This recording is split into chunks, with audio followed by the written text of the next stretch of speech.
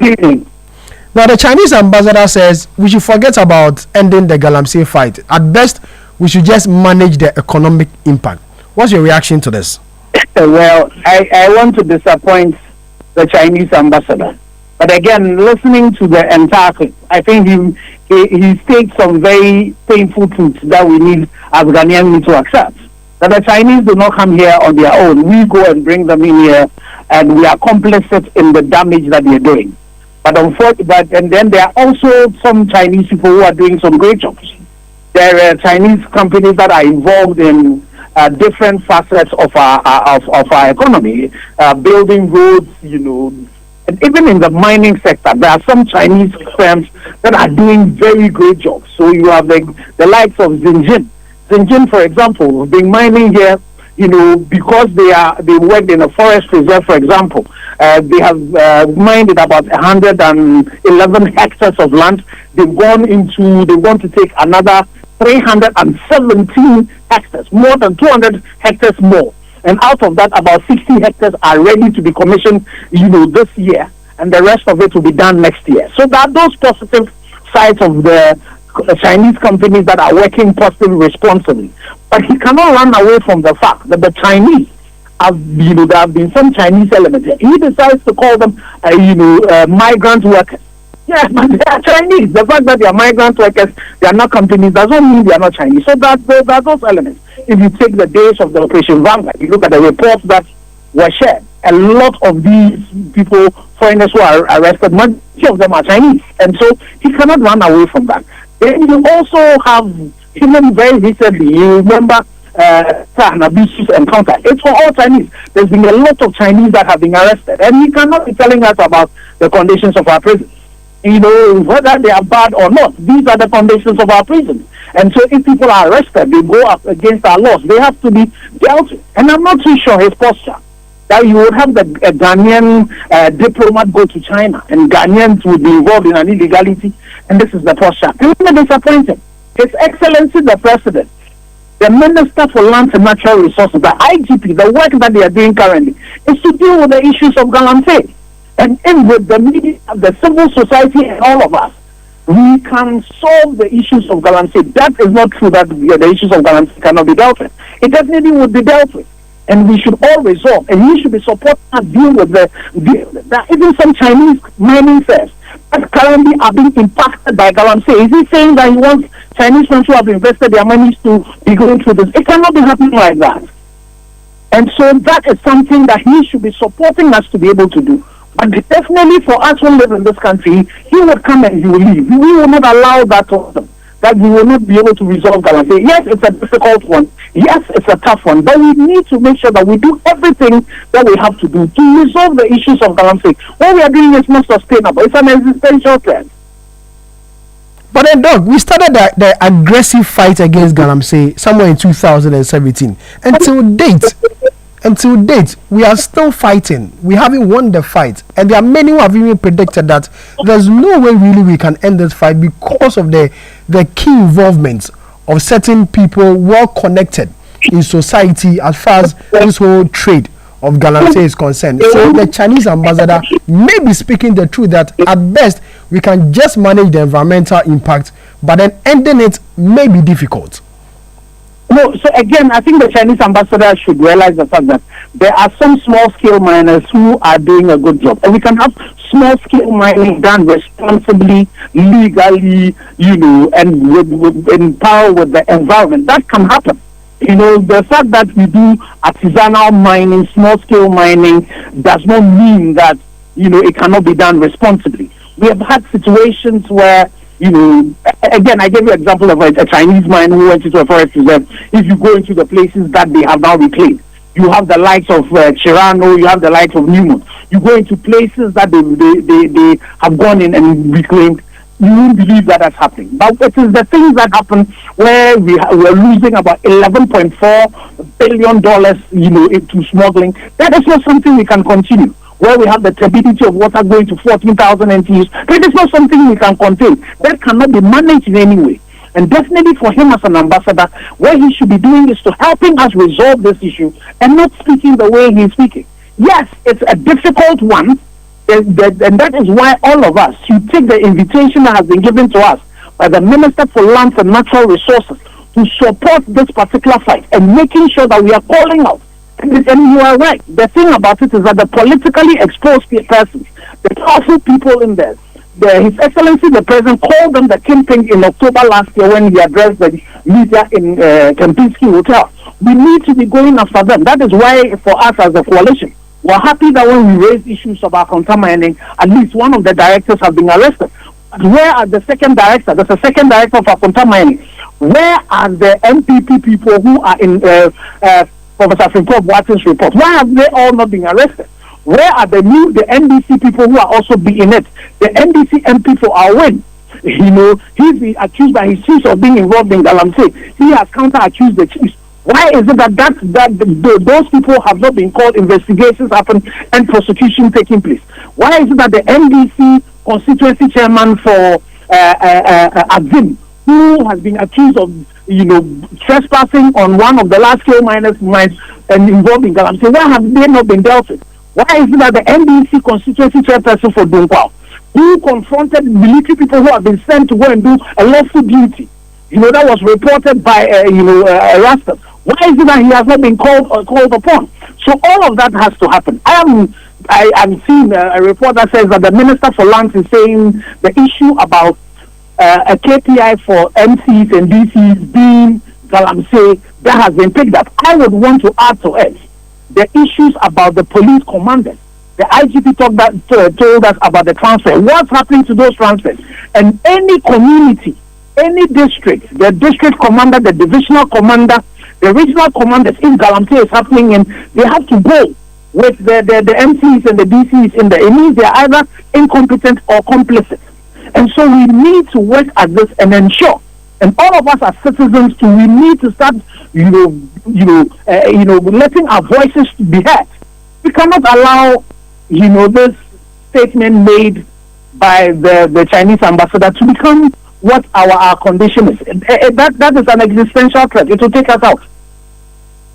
Doc, before I let you go, do you think, in defending his own people, obviously he will come and defend it, but then do you think it's about time government considers, a stance against decision to rather deport these Chinese who are involved in crime, including Galamsey, than have them prosecuted here in this country? Well, this should tell us, the Minister for Interior, that particular policy, whether it is because of what the ambassador is saying, it's counterintuitive, it's counter-beneficial. So what he's saying is that a lot of the Chinese are going to be coming. He calls them migrant workers. They are going to be coming. And then when they come in, we would be, Ghanaians will go into the jail that the ambassador is complaining about, but we would then deport these people and they will come back again. So we need to reconsider it. I say this severally, that if you go for a Malaysian passport, when they give you a visa, Malaysian visa, when they give you the visa, the stamp in it, the visa says that if you go into their country with drugs, it is death sentence. We need to make sure that we communicate to the foreigners that when you come into this country, our prisons are so bad that when you come in, that's where you're going to land in. If you're a foreigner and you come in, and you're going to go in for 25 years, the maximum that the Minerals and Mining Act says, and then there's going to be a fine, all your assets are going to be confiscated. We need to start that. So it's important that the Minister for Interior reconsider that policy directive. And I'm happy that the group that are in court, trying to make sure that there's a decision that is taken on that, so that we know that what is the right thing that is in the interest of all of us as a people is done. At your press conference somewhere this week, either yesterday or 2 days ago, you raised the issue about the state of emergency again, the call for government to begin considering that option. What really are you asking government to do aside the so state again, you see, you have the situation where Dr. Anabisu, if it was not for her bravery and I'm pretty sure God's intervention, look at what happened. And she says that the police commander was the one who rallied these mercenaries, thugs, people who are really well armed. And there are elements, there are pockets of our country where there are these elements that are coming up. And so that moves from the ecological and environmental threat that we're talking about to a national security crisis. So if you institute the state of emergency on those water bodies, the people are desecrating and spoiling, then you give the government, the president, extra power to be able to deal this more decisively with that. You remember that the EPA CEO asked for 5 helicopters. You will be able to do that a lot more decisively under a state of emergency in some parts of our country. In the one in Ukraine, the Jerusalem, the Port Hassan, the intelligence we have, is that the people have gone back into those places. So you need to be able to, in those pockets of places, make sure that you are empowering the state, the president. We can take a leaf from the book of the UK, where during their routes, that crisis that happened, they had courts within 24 hours. When you are arrested, you are taken to those courts. When you are found guilty, you are jailed. So if we have those special powers, those special state under the state of emergency in parts, we're not saying in all of the country or even in the whole district, the areas that are currently out of control, make sure those places are no-go areas. Then you're able to give the choppers that the EPA chief executive talks about, get into those places and deal decisively with those people who are involved in this. And the situation is even been made worse. That now we know that in the last 5 years, under the MPP regime, we lost $11.4 billion. You know what that could have done for us? You know what that amount of money could have done for us? The DPP would not have needed to do that. The haircuts that we gave to people would not have needed to do that. This current government would not have had to increase the stabilization levy for some mining companies that are struggling. It would not have done that, to 3%. That 11.4 billion would have been able to change a lot of the things. How much are we getting from the IMF? 3 billion, and then you're talking about 11.4 billion lost in a year. That is averagely about, how much, 12 divided by 5. That's what you're losing on an annual basis. And this is just in just a few areas. So it is important that we consider, the IGP tells us that we are in the state of war. The Minister for Lands and Natural Resources tells us this is terrorism. When you have war and terrorism at your gates, you use that tool of a state of emergency to give the president special powers to be able to deal with it. Doc, there are many who have also said that one of the best ways to deal with this issue of Galamsey is to adopt the shoot-to-kill approach. They believe that if we should adopt this, it will minimize, if not end at all, it will minimize this whole Galamsey fight. What's your take on this proposal? I would not go for a shoot to kill. I would not go for a shoot to kill. What I have said is that we could use non-lethal force in some of these areas. So one of the things I profess that we could our military, on flying in choppers, whether they are drones and all of that, give them ammunition that are non-lethal, but that will be able to penetrate a PPE that you're wearing. Make sure that in those ammunitions, once the fire is at you, it will explode and the dye will be in it. An indelible dye that would color your skin, that everybody will know that you've gone to those Galamsey places. And then also it will have an itching element that would make sure that these people will itch so badly that they would have to go to hospital. Then those people will be arrested. Then we want to make sure that the law acts.